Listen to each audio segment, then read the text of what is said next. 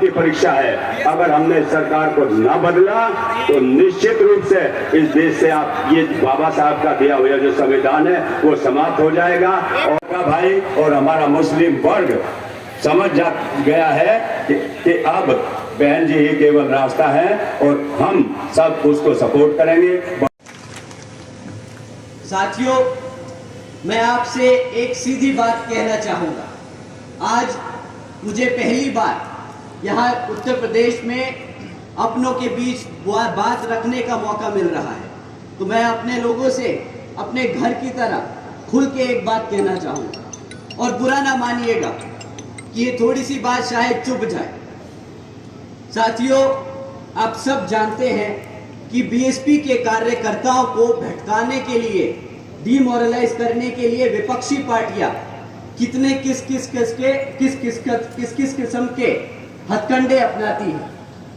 एक सबसे आसान और सबसे ज्यादा परेशान करने वाला हथकंडा जो मैंने पर्सनली बहुत बारी सुना और महसूस किया है कि हमारे भोले भाले कार्यकर्ता को ये अफवाह फैलाते हैं, उनके बीच में ये अफवाह फैलाते हैं कि जी हाथी इसलिए नहीं चल पा रहा पिछले कुछ सालों से क्योंकि वो किताब के बोझ से दब चुका है। साथियों, ये किताब का बोझ का जो आरोप हमारे कार्यकर्ताओं के बीच में, ये अफवाह जो हमारे कार्यकर्ताओं के बीच में फैलाई जा रही है, इसको आज मैं सीधे हाथ आप लोगों के बीच में रख के इसको क्लियर करना चाहता हूं। साथियों, पिछले कुछ हफ्तों से इलेक्टोरल बॉन्ड्स के बारे में न्यूज चल रही है। क्या आप लोगों ने इलेक्टोरल बॉन्ड्स के बारे में खबर सुनी? आप लोगों ने खबर सुनी? अगर जिसने नहीं सुनी, आज मैं कुछ इंपॉर्टेंट पॉइंट्स उसके बारे में आपके सामने रखता हूं। ये हमारे किताब के जो अफवाह फैलाने वाले विपक्षी लोग हैं उनके लिए। साथियों, पिछले 6 साल में 25 राजनीतिक दलों ने तकरीबन 16,500 करोड़ रुपए बड़े बड़े धरना सेठों की कंपनियों से इलेक्टोरल बॉन्ड यानी चंदे के रूप में लिया।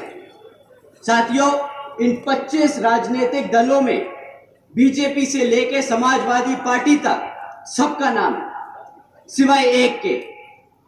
क्या आप जानते हैं किस पार्टी का नाम इलेक्टोरल बॉन्ड्स के चिट्ठे में नहीं आया?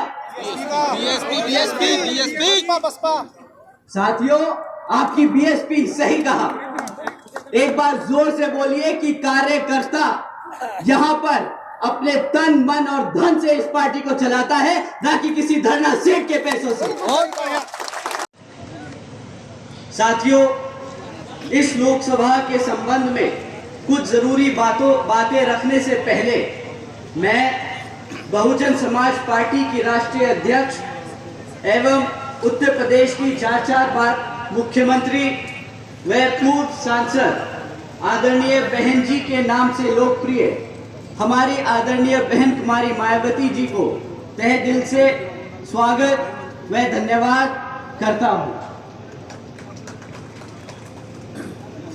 जिन्होंने अपना पूरा जीवन बामसे DS4 व बीएसपी के जन्मदाता एवं संस्थापक मान्यवर साहब श्री काशीराम जी के बताए हुए रास्ते पर चलकर परम पूज्य बाबा साहब डॉक्टर भीमराव अंबेडकर जी के मानवतावादी व आत्मसम्मान एवं स्वाभिमान के मूवमेंट के लिए अपना पूरा जीवन त्याग कर इस मिशन, मूवमेंट और पार्टी को नई ऊर्जा देने का जो काम किया तथा उत्तर प्रदेश जैसे विशाल व महत्वपूर्ण राज्य में 4 बार अपनी पार्टी बीएसपी के नेतृत्व में सरकार बनाकर खासकर बहुजन समाज के लिए ऐसी मिसाल तय की जिससे प्रेरणा लेकर करोड़ों लोग यहाँ सामाजिक परिवर्तन व आर्थिक तरक्की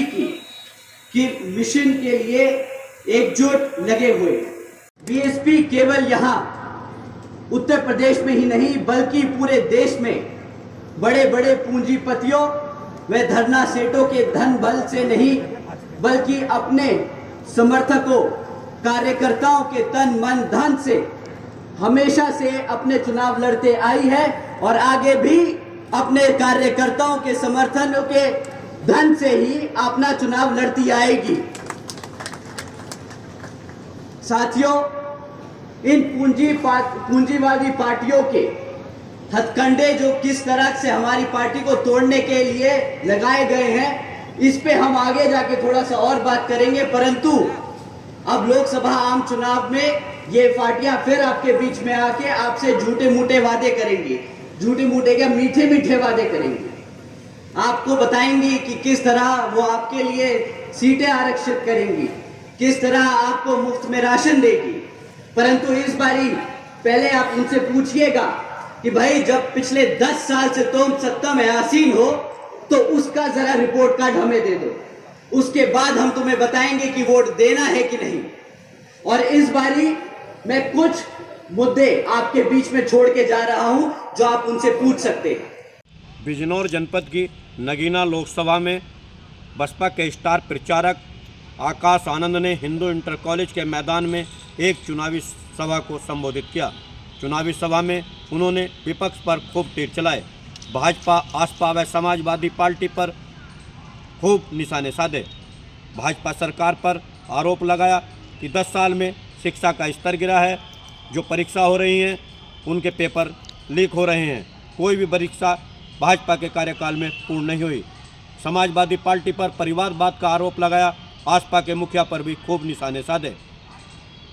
आकाश आनंद ने पूर्व मुख्यमंत्री बहन कुमारी मायावती के कार्यकाल में हुए कार्यों की बखान की। उन्होंने कहा, किसान, युवा, रोजगार, 5 साल के कार्यकाल में हम बहन जी ने खूब विकास किया और बहुजन समाज पार्टी के प्रत्याशी के लिए वोट मांगे। बिजनौर से जनवानी के लिए राहुल चौधरी।